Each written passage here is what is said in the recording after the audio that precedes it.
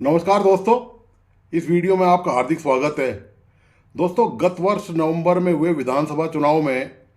3 राज्यों में भारतीय जनता पार्टी ने जब स्पष्ट बहुमत हासिल कर लिया तो उसके बाद यह निश्चित हो गया कि केंद्र सरकार भ्रष्टाचार के मामले में किसी को बख्शेगी नहीं,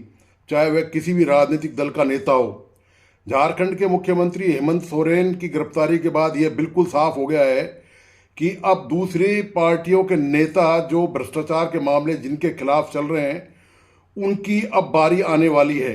तो निश्चित तौर पर ये जो भारतीय जनता पार्टी पर विपक्षी दल आरोप लगा रहे हैं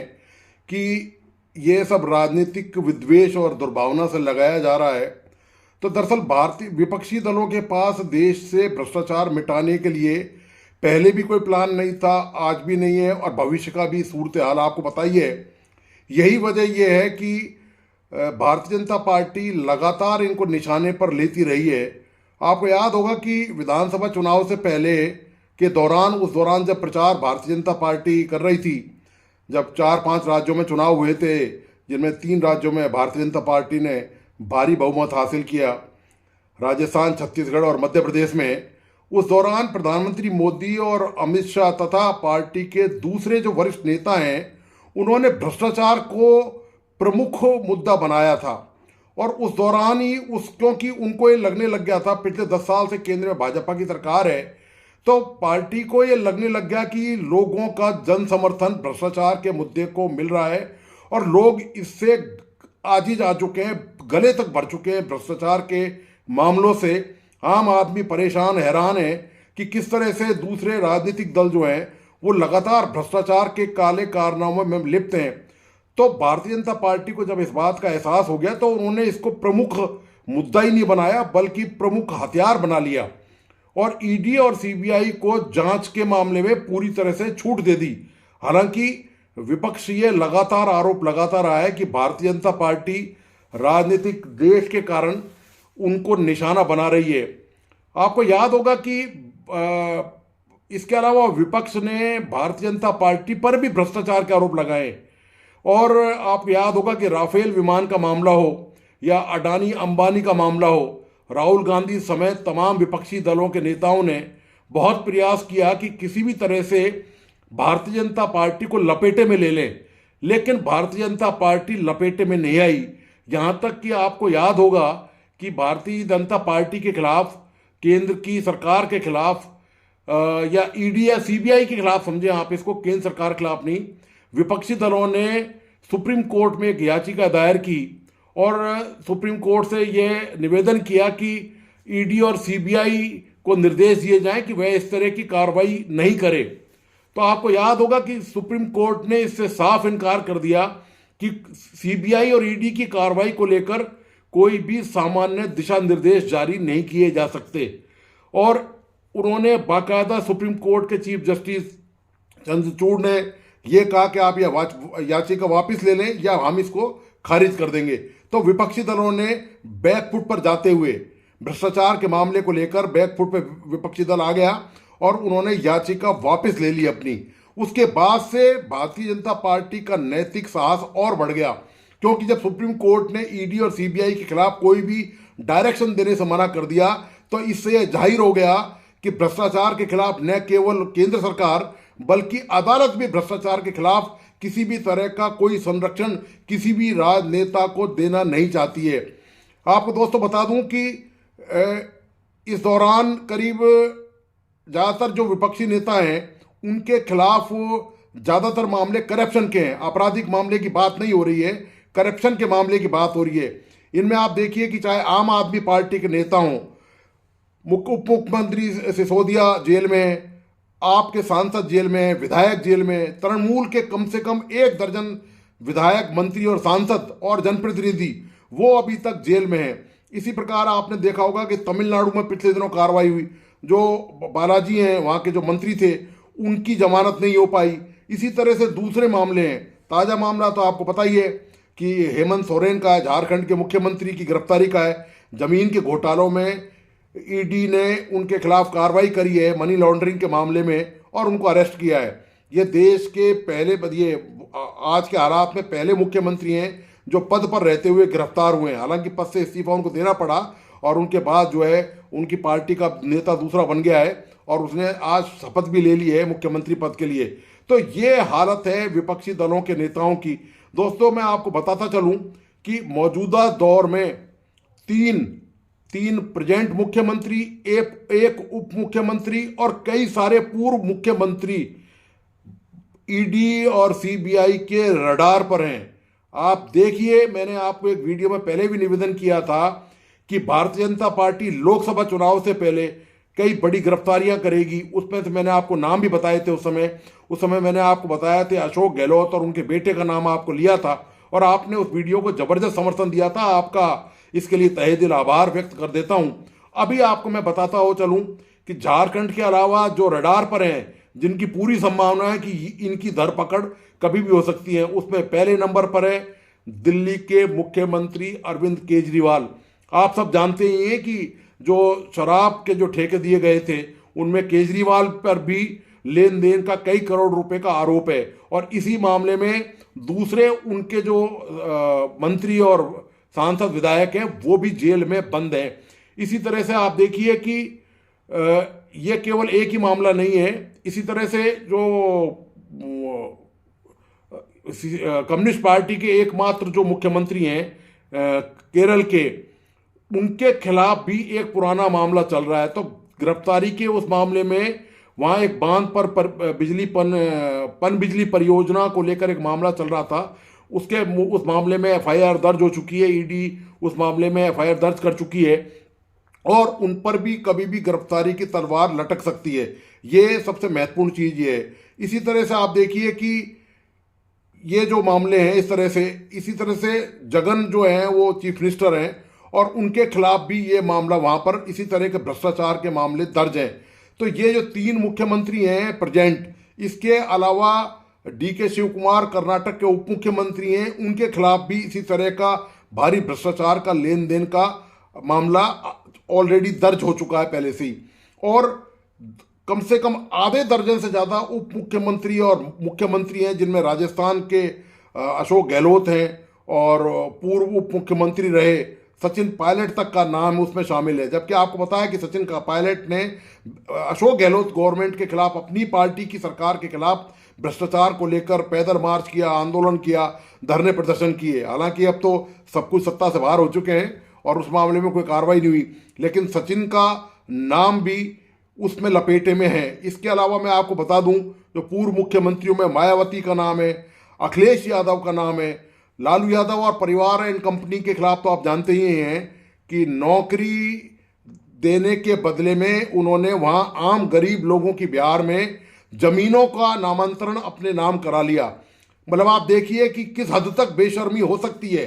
पहले चारा घोटाले में लालू यादव सजा याफ्ता है, अब तेजस्वी यादव और उनके परिवार के और भी उनकी पुत्रियां, उनके पुत्र, वो सब उसमें शामिल हैं। लगातार ईडी उनको संबंध दे के उनसे पूछताछ लगातार करती चली जा रही है और एक के बाद एक नए केस खुल रहे हैं। इसी तरह छत्तीसगढ़ के जो पूर्व अभी जो निवर्तमान मुख्यमंत्री जो थे, जो लास्ट में कांग्रेस के मुख्यमंत्री, उनके खिलाफ भी आपको पता ही है कि वो जो गेमिंग ऐप है जिसमें बहुत भारी कई सौ करोड़ का ट्रांजैक्शन इधर से उधर हुआ था, बेनामी धन का और मनी लॉन्ड्रिंग का जो केस बना, उसमें भी कांग्रेस के उन मुख्यमंत्री का नाम, जो पूर्व मुख्यमंत्री हैं उनका नाम उसमें शामिल है कि उन्होंने करीब 400-500 करोड़ रुपए उस गेमिंग में ऐप के जो प्रमोटर हैं उनसे लिए हैं। तो ये दोस्तों हाल है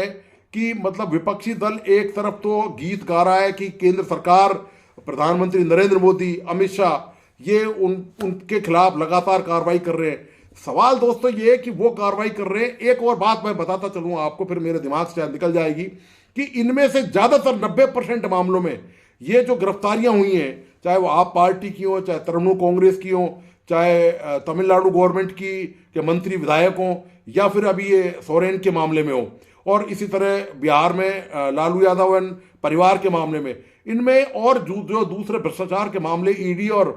सीबीआई ने जो दर्ज किए, उनमें जो गिरफ्तारियां हुई हैं उनमें से 90 से 95% मामलों में जमानत नहीं हो सकी है। ये सबसे महत्वपूर्ण चीज ये है कि यदि जमानत, यानी कि कोर्ट ने प्राइमरीली प्राथमिक तौर पर यह माना है कि इनके खिलाफ जो पेपर्स, जो चालान पेश किए हैं या जो एफआईआर दर्ज किए हैं, उनमें इतने पक्के सबूत हैं, इतने पक्के गवाह हैं उनके पास और सबूत हैं कि इनके सबके खिलाफ भ्रष्टाचार के आरोप लगभग साबित होते हैं। और इनमें से ज़्यादातर जेल में हैं। आप जानते हैं कि आप पार्टी के नेता तो कई कई साल हो गए उनको, एक एक दो दो साल हो गए उनको, उनकी जमानत नहीं हो सकी है क्योंकि उनके खिलाफ सीबीआई और ईडी ने ठोस तरीके से कार्रवाई की है। दोस्तों, मैं आपको एक बात और बताता चलूं कि ये जो कार्रवाइयां हो रही हैं, ये निश्चित तौर पर केंद्र सरकार के कहने पर ही हो रही है, इसमें कोई डाउट नहीं है, लेकिन कार्रवाई अभी तक फर्जी साबित नहीं हुई है। यह सबसे महत्वपूर्ण चीज मैं आपको बताता चलूं कि किसी भी मामले में सीबीआई और ईडी को झाड़ नहीं खानी पड़ी अदालतों की कि आपने फर्जी मुकदमा दर्ज करके राजनीतिक शत्रुता के कारण आपने इनको परेशान किया है। यह अभी तक सीबीआई और ईडी के खिलाफ किसी भी कोर्ट ने इस तरह की टीका टिप्पणी नहीं करी है, क्योंकि जो लगता है वो यही लगता है कि केंद्र सरकार ने ईडी और सीबीआई को ये क्लियर कट कह रखा है साफ तौर पर कि ये बर्दाश्त नहीं होगा कि अदालत किसी भी मामले को बोगस या फर्जी साबित कर दे, क्योंकि वो एक मामला ही भारतीय जनता पार्टी पर भारी पड़ सकता है। तो आप ये देखिए कि ये जितने भी मामले दर्ज किए, चाहे वो तृणमूल कांग्रेस के मामले हों, चाहे वो आपके मामले हों, चाहे वो और हेमंत सोरेन का मामला हो, दूसरे मामले हों, सीबीआई और ईडी ने फूक फूक कर कदम रखा है, एक एक सबूत जुटाया है, एक एक सबूत इकट्ठा किया है, सारे साक्ष्य इकट्ठे किए, तब जाकर उनके खिलाफ कार्रवाई की है। यानी कि लंबे समय से इंटेलिजेंस का कलेक्शन किया गया है, सबूतों की पूरी जानकारी की गई है, क्रॉस एग्जामिनेशन किया गया है, पूरे पेपर दस्तावेज पूरी तरह से जब यह सुनिश्चित हो गया कि इनके खिलाफ अब ये बच नहीं सकते, अदालत इनके फेवर में नहीं जाएगी, तब उनके खिलाफ छापा मारने या गिरफ्तारी का कदम सीबीआई और ईडी ने उठाया है। यह सबसे महत्वपूर्ण चीज ये है। तो आप ये देखिए कि आश्चर्य की बात यह है, मुझे सोचकर भी आश्चर्य और हैरानी होती है कि विपक्षी दलों ने आज तक, मैंने पहले भी कहा था कि विपक्षी दलों ने कभी भी भ्रष्टाचार देश से कैसे खत्म होगा, इस पर कोई बयान, इस पर कोई रणनीति, कोई प्लान आज तक नहीं बनाया। केंद्र की नरेंद्र मोदी सरकार को हराने के लिए तो विपक्षी एकता ने इंडिया नाम का गठबंधन तैयार कर लिया, लेकिन वो गठबंधन तो आपको पता ही है कि अब तो वो उसके हाल बेहाल हो चुके हैं, क्योंकि उसके जो संयोजक हैं वो तो भारतीय जनता पार्टी से हाथ मिला चुके हैं। मैं बात कर रहा हूं बिहार के मुख्यमंत्री नीतीश कुमार की। तो अब और उसके अलावा आपको पता ही है कि सीटों को लेकर जो लोकसभा की जो सीट का जो सीट शेयरिंग का जो मामला है, उसमें तो अभी से ही उनमें सिर्फ फुटबॉल की हालत चल रही है। समाजवादी पार्टी ने साफ मना कर दिया है, कांग्रेस से कोई समझौता नहीं करेगी तो नाम मात्र की सीट देगी। तृणमूल कांग्रेस ने तो हाथ रखना से साफ मना कर दिया है कि पश्चिम बंगाल में एक भी सीट कांग्रेस को नहीं देगी, और कांग्रेस ने भी यह घोषणा कर दी है कि वे हर जगह से चुनाव लड़ेंगे, क्योंकि कांग्रेस अपने आप को क्षेत्रीय पार्टी तक सीमित रखना नहीं चाहती है। वो ये मान के चलती है कि उसका एक स्टेचर जो है, उसका जो उसकी हैसियत राष्ट्रीय पार्टी की है। लेकिन मैं इस मुद्दे पे बात नहीं करना चाह रहा, इस पर कभी अलग से फिर बहस कर सकते हैं। सवाल भ्रष्टाचार को लेकर है कि भ्रष्टाचार के मामले में 3-3, 4-4 इंडिया विपक्षी दल की बैठक हुई, लेकिन आप ये देखिए कि केंद्र पर यह आरोप तो लगाए गए कि भ्रष्टाचार के खिलाफ केंद्र जो है उनके खिलाफ राजनीतिक शत्रुता, दुश्मनी के कारण उनके खिलाफ कार्रवाई कर रही है, लेकिन यह कभी नक्शा देश के सामने प्लान नहीं रखा गया कि भ्रष्टाचार आखिर इस देश में जो पूरी तरह से जहर बन चुका है, जो कैंसर बन चुका है, भ्रष्टाचार से आम आदमी परेशान है। ऐसा कोई तबका नहीं होगा, उद्योगपति से लेकर गरीब आदमी तक, जो भ्रष्टाचार की चपेट में नहीं है, उससे तंग है। उससे निदान कैसे मिलेगा, उससे मुक्ति कैसे मिलेगी, इसका उपाय कभी भी किसी भी विपक्षी दल ने कोई प्लान देश के सामने पेश नहीं किया। और दोस्तों, मेरा मानना यही है कि जो विधानसभा चुनाव में जो हार हुई है,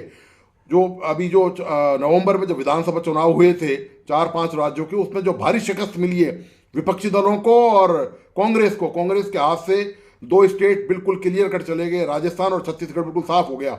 तो इसकी वजह भी असली यही है, भ्रष्टाचार को लेकर कांग्रेस ने कभी भी कोई ठोस उपाय नहीं किया। और खुद कांग्रेस में सोनिया गांधी हो, राहुल गांधी हो, और सोनिया गांधी का दामाद रॉबर्ट वाड्रा, ये सब भ्रष्टाचार के आरोपों में ईडीआई और सीबीआई के घेरे में फंसे हुए हैं। इसके बावजूद भी इन्होंने आरोप तो खूब लगाए, राफेल को लेकर आरोप लगाया कि राफेल में दलाली खाई गई है, सुप्रीम कोर्ट ने उसको निरस्त कर दिया। अडानी अंबानी के मामले को लेकर ये सुप्रीम कोर्ट गए, वहां से भी इनको सफलता हासिल नहीं मिली। इसके बाद ये क्लियर हो गया कि ये कांग्रेस जो है या राजनीतिक दल दूसरे विपक्षी ये आरोप लगा सकते हैं, लेकिन खत्म कैसे होगा भ्रष्टाचार उसकी कोई बात ही नहीं करना चाहता। इनके मुंह से आपने कभी देश से भ्रष्टाचार मिटाने के लिए कोई तरकीब, कोई योजना, कोई कार्रवाई के लिए एक वर्ड कभी नहीं सुना होगा। और यही वजह ये है कि देश के जो लोग हैं, देश के जो मतदाता हैं, बेशक भारतीय जनता पार्टी की मानसिकता कैसी भी हो, चाहे वो उसकी राजनीति में हिडन एजेंडा कैसा भी हो, लेकिन इसके बावजूद भी भ्रष्टाचार और इस तरह के जो दूसरे मुद्दे हैं, लोगों ने जन समर्थन उनको दिया जबरदस्त तरीके से विधानसभा चुनाव में। और अब आप देखिए कि अब लोकसभा चुनाव नजदीक ही हैं, अगले 3-4 महीने बाद लोकसभा चुनाव होंगे, उसमें भी जन समर्थन बढ़ता हुआ ही नजर आ रहा है। कारण ये है कि ये मतलब केंद्र की भाजपा सरकार ने या भारतीय जनता पार्टी के नेताओं ने विपक्षी दलों को, कांग्रेस समेत तमाम दलों को बैकफुट पर धकेलने पर मजबूर कर दिया है भ्रष्टाचार के मामले को लेकर। वो उनको पता है कि पब्लिक का, लोगों का जन समर्थन मिल चुका है और लोग इससे खुश हैं। लोग जब देखते हैं कि किसी नेता की, मुख्यमंत्री की गिरफ्तारी हो गई, तो आप सर्वे की लीजिए, आप आपस में चर्चा करके बात करके देख लीजिए, आप छोटे स्तर पर परिवार में बात कर लीजिए, अपने अड़ोसी पड़ोसी से बात कर लीजिए, अपने ऑफिस में बात कर लीजिए, सड़क पे बात कर लीजिए, आम जन से किसी से बात कीजिए, हर आदमी खुश है। होगा मुख्यमंत्री कहीं का भी, वह उसके जो चुनिंदा पार्टी के लोग हैं, विधायक हैं, वो भले ही दुखी हों, वहां के लोग, कुछ लोग जिनके स्वार्थ हैं, लेकिन बाकी जो नेता गिरफ्तार होते हैं तो आम जनता बेहद राहत महसूस करती है, बहुत ही खुशी अंदरूनी तौर पर। हालांकि उनके पास कोई व्यक्त करने का तरीका नहीं है कि वो खुशी जाहिर कर सकें, हालांकि सोशल मीडिया है, लेकिन वहाँ पे भी जानते हैं कि फिर उसमें टीका टिप्पणी बहुत ही डिफरेंट तरीके से होती है, इसलिए लोग इससे बच के रहते हैं। लेकिन अंदरूनी तौर पर वो बेहद खुश हैं कि केंद्र सरकार कम से कम और भी कुछ करे या नहीं करे। हालांकि दूसरे भी इशू हैं जिन पर केंद्र शायद पूरी तरह से, अच्छी तरह से, शायद कारगर तरीके से कार्रवाई नहीं कर पा रही है। मैं उन मुद्दों की चर्चा आज केवल भ्रष्टाचार पे ही करना चाहता हूं, दूसरे मुद्दे पे चर्चा नहीं करना चाहता आज। तो आप ये देखिए, जो दूसरे मुद्दे हैं, ये जो भ्रष्टाचार के मामले हैं, जितने भी मामले, उसमें जब जब जब जब केंद्र सरकार ने कार्रवाई करी है, तब तब आम लोगों का समर्थन उनका बढ़ा ही है। और यही लगता है कि लोकसभा चुनाव से पहले, मैं आपको दोस्तों फिर बता रहा हूं, ये बतौर पत्रकार होने की हैसियत से मैं भविष्यवाणी, तो मैं भविष्यवक्ता तो नहीं हूं, लेकिन मैं एक एनालिसिस करके आकलन पेश आपके सामने कर सकता हूं कि निश्चित तौर पर आप ये मान के चलिए कि बड़ी गिरफ्तारियां होंगी, चाहे वो कांग्रेस हो, चाहे वो दूसरे राजनीतिक विपक्षी दल हो। इनका फंदा कसना दोस्तों तय है, ये बच नहीं सकते किसी भी हालत में, क्योंकि इन्होंने समझौते किए हैं। इन्होंने भ्रष्टाचार के खिलाफ कभी कोई ऐलान जंग नहीं किया। केवल इनके स्टेटों में जो एजेंसियां हैं, भ्रष्टाचार निरोधक की जो एजेंसियां काम करती हैं, जो राज्य सरकारों के अधीन काम करती हैं, उनको छूट केवल इतनी है कि वो बाबू को पकड़ लें, चपरासी को पकड़ लें, तहसीलदार को पकड़ लें, कांस्टेबल को पकड़ लें। इसके अलावा उनके हाथ पैर बांध रखें, वो सिर्फ इनके हाथों में कठपुतली बन के नाचती हैं एजेंसियां, वो कुछ नहीं कर सकती। ये बात केंद्र सरकार या भारतीय जनता पार्टी को बहुत अच्छी तरह से समझ में आ चुकी है। तो अब दोस्तों देखना यह है कि लोकसभा चुनाव से पहले कितने नेताओं की गर्दन नपती है, उसमें कौन कौन सा मुख्यमंत्री अंदर बाहर जाता है, कौन उप मुख्यमंत्री या पार्टी के जो दूसरे बड़े नेता हैं विपक्षी दलों के, उनमें किस किस का नंबर आता है, किस किस पर शिकंजा ईडी और सीबीआई कसती है और उनको जेल की सलाखें दिखाती है। निश्चित तौर पर जब वो सलाखों के पीछे जाएंगे तो कहीं ना कहीं आप मान के चलिए कि भारतीय जनता पार्टी का समर्थन उससे बढ़ेगा, देश के लोगों में विश्वास बढ़ेगा कि कम से कम एक पार्टी ऐसी है जो जंग लड़ रही है भ्रष्टाचार के खिलाफ, और उसके खिलाफ जितने भी आरोप लगे वो अब तक साबित नहीं हो पाए हैं। तो दोस्तों ये एनालिसिस भ्रष्टाचार को लेकर किया गया था कि विपक्षी दलों की हालत क्या है, और मैंने जो एनालिसिस करके जो कयास व्यक्त किया है कि इनकी गिरफ्तारियां निश्चित तौर पे होंगी। पहले भी मैं वीडियो बना चुका हूं इस मुद्दे को लेकर, आपको पता होगा कि मैंने गहलोत की गिरफ्तारी के बारे में सवाल उठाए थे। तो निश्चित तौर पर वो अब कार्रवाई, वो आप देखिए, वो बोतल नेक की तरह धीरे धीरे समेटती हुई आ रही है, तो वो फंदा धीरे धीरे कसता हुआ अब नजर आ रहा है। तो दोस्तों आपको आज का ये वीडियो कैसा लगा, प्लीज़ अपने लाइक्स और कमेंट्स के साथ मुझे ज़रूर बताएं, और प्लीज़ इस YouTube चैनल को लाइक, सब्सक्राइब करना और बेल आइकॉन का बटन दबाना नहीं भूलें। दोस्तों इस वीडियो को अपने दोस्तों और परिजनों से भी जरूर शेयर करें, बहुत महत्वपूर्ण वीडियो है। धन्यवाद, नमस्कार।